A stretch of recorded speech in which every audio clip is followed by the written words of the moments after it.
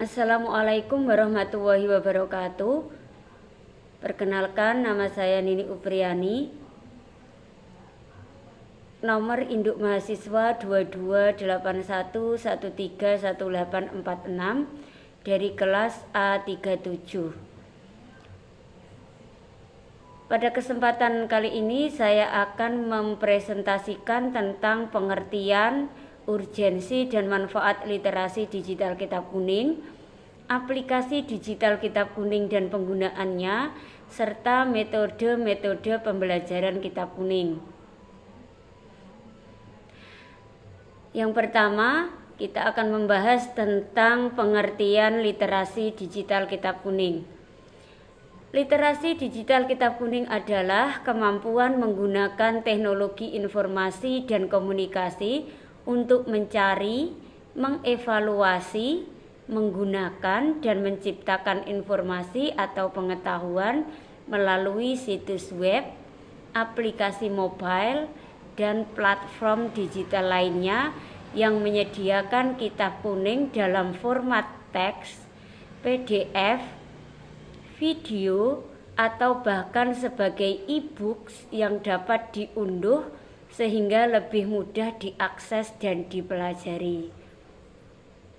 Urgensi dalam literasi digital kitab kuning. Literasi digital kitab kuning pada era digital sekarang ini bukan lagi sebuah tuntutan, namun menjadi sebuah kebutuhan bagi umat Islam.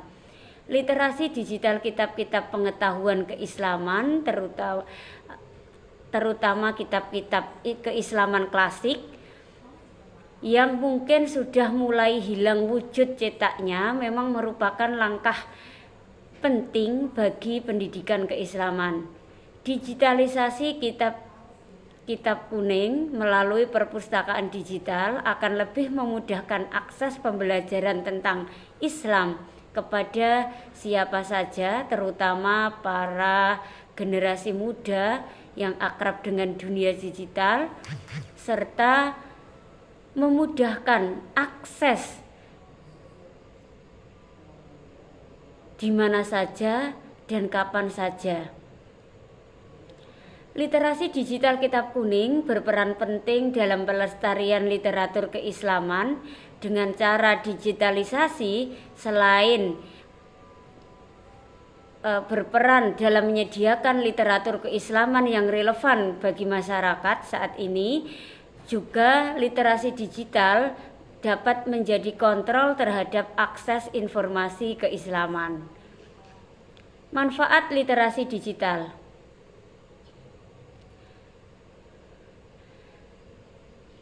Literasi digital dapat bermanfaat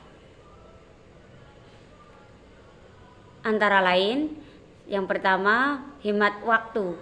Dengan literasi digital kitab kuning, terutama santri tidak lagi harus datang ke pesantren untuk belajar dan mendapatkan pengetahuan atau informasi, karena proses secara tradisional ini akan memakan waktu yang jauh lebih lama dibandingkan mereka belajar tentang keislaman menggunakan media teknologi informasi dan komunikasi.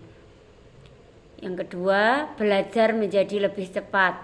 Literasi digital memungkinkan seseorang memperoleh informasi keislaman yang mereka butuhkan dalam hitungan detik tanpa perlu repot mencari secara manual pada kitab-kitab literatur keislaman atau kitab kuning. Yang ketiga, menghemat uang atau menghemat biaya. Manfaat menggunakan keterampilan digital adalah menghemat biaya. Manfaat ini sangat signifikan di mana ketika pengguna menggunakan media digital untuk melakukan pencarian informasi keislaman,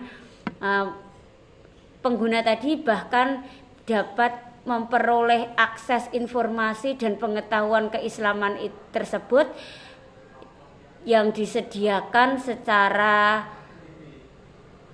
online dan dapat diunduh secara gratis.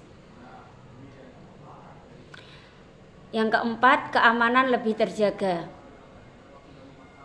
Ketika seseorang mengetahui risiko dan mengimplementasikan praktek keamanan online terhadap literasi digital kitab kuning, maka dari hasil tersebut tentu mereka akan menyediakan atau mengimplementasikan praktek keamanan online pada literasi yang mereka pada aplikasi-aplikasi yang mereka ciptakan agar para pengguna terhindar dari ancaman hoax dan serangan cyber lainnya. Yang kelima, pemahaman etika digital. Literasi digital akan mengajarkan pemahaman etika ketika menggunakan teknologi, di mana seseorang yang paham akan digital akan berperilaku secara etis dan akan menghormati informasi pribadi orang lain sehingga mampu meminimalisir perbuatan yang dapat merugikan orang lain. Aplikasi literasi digital kitab kuning dan penggunaannya. Ada banyak sekali aplikasi digital kitab kuning yang tersedia di App Smart atau App Store. Misalnya baru-baru ini yang diluncurkan oleh Kementerian Agama atau Kemenak, di mana Kemenak meluncurkan 2 buah aplikasi. Yang pertama, Pegon Virtual Keyboard sebagai bentuk digitalisasi aksara Pegon atau aksara Arab yang digunakan untuk menuliskan bahasa Jawa. Nah, cara penggunaan aplikasi ini sangat mudah, di mana setelah kita mendownload aplikasi Pegon Virtual Keyboard pada perangkat yang kita miliki, maka kita bisa langsung menggunakannya untuk mengetik teks dengan huruf Pegon. Yang kedua, aplikasi rumah kitab. Nah, cara penggunaan aplikasi ini, yang pertama tentu kita harus mendownload aplikasi tersebut dan menginstalnya di perangkat kita. Kemudian kita buka, kita klik menunya, maka akan muncul pilihan nama kitab dan nama kiai. Setelah memilih kitab mana yang akan kita kaji dan kepada kiai siapa kita akan mengkaji kitab tersebut, maka kita bisa langsung terhubung dengan kitab dan kiai tersebut.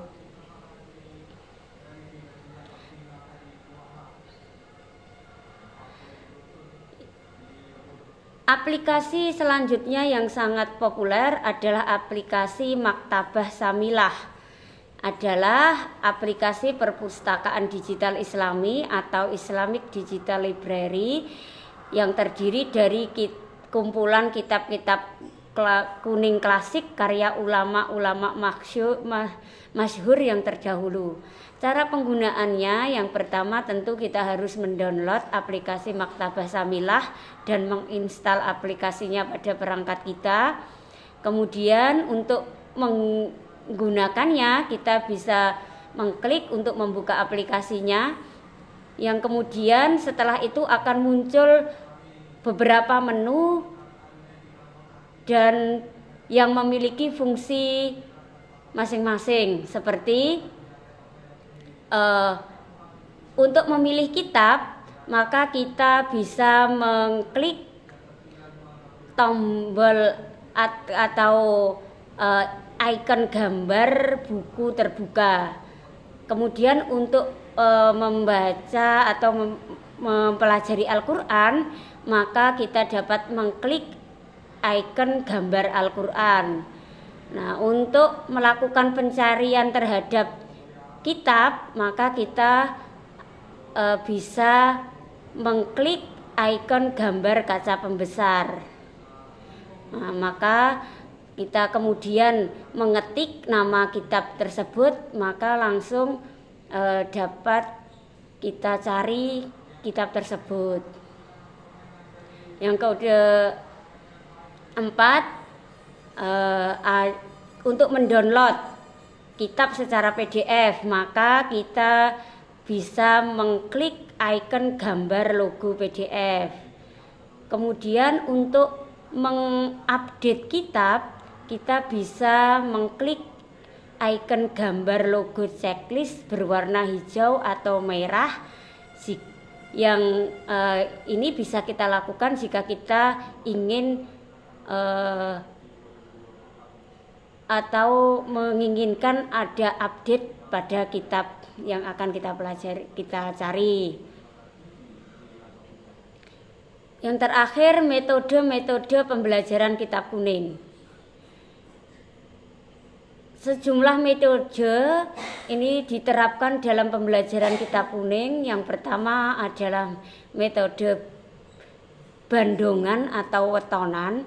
Metode ini biasanya seorang kiai atau ustadz membaca kitab kuning, menerangkannya kata demi kata, kalimat demi kalimat, sedangkan para santri memaknai dan memberikan keterangan pada kitab yang telah mereka bawa atau mereka miliki.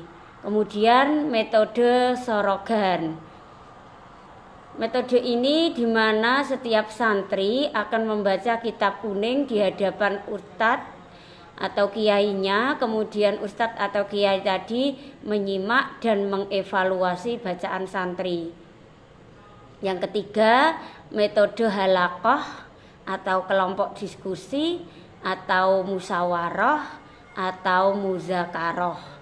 Nah, metode ini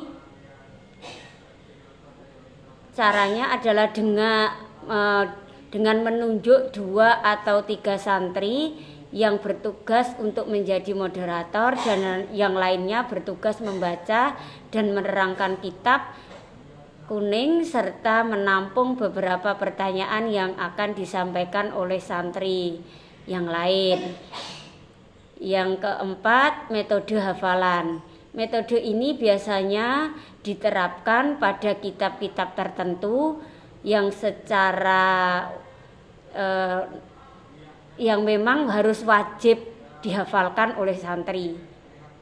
Kemudian yang terakhir, metode kombinasi, di mana ustadz atau kiai dapat menggabungkan 2 atau lebih metode pembelajaran kitab kuning pada santrinya. Demikian presentasi saya. Assalamualaikum warahmatullahi wabarakatuh.